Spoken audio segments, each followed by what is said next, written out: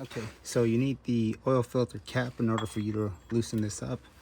I like to loosen this up because I'm going to take out the filter, replace the actual O-ring, and while I'm working on the O-ring and replacing this filter, I definitely would like to get my drain plug started. So if this is in the way, you won't get to this.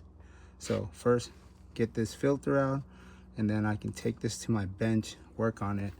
And meanwhile, I can let this guy fully drain.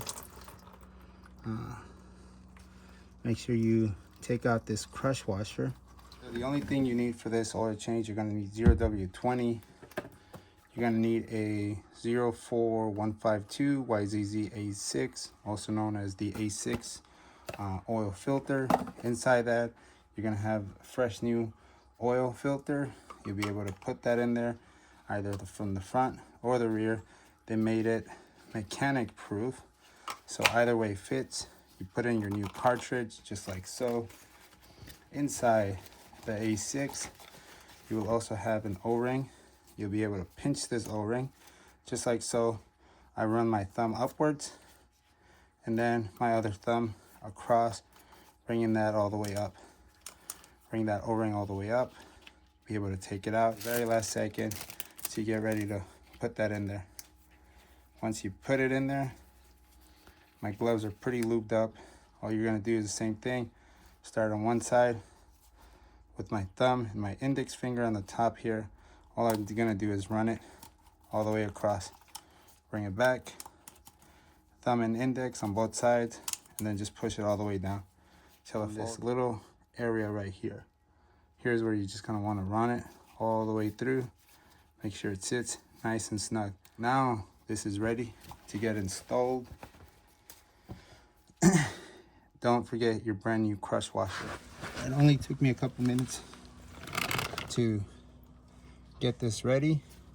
By then this is fully drained. So with my rag, I cleaned this area a little bit more from the outer portion of it towards the inside right there. That should be clean enough. Then I run this guy back in there and tight. So right there it says 25 Newman meters. Okay, try to zoom in on that.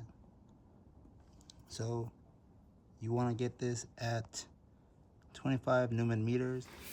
Okay, so the cap says torque it at 25 Newman meters.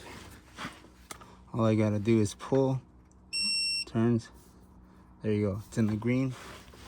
Oh, a drain plug, brand new crush washer. That's good to go.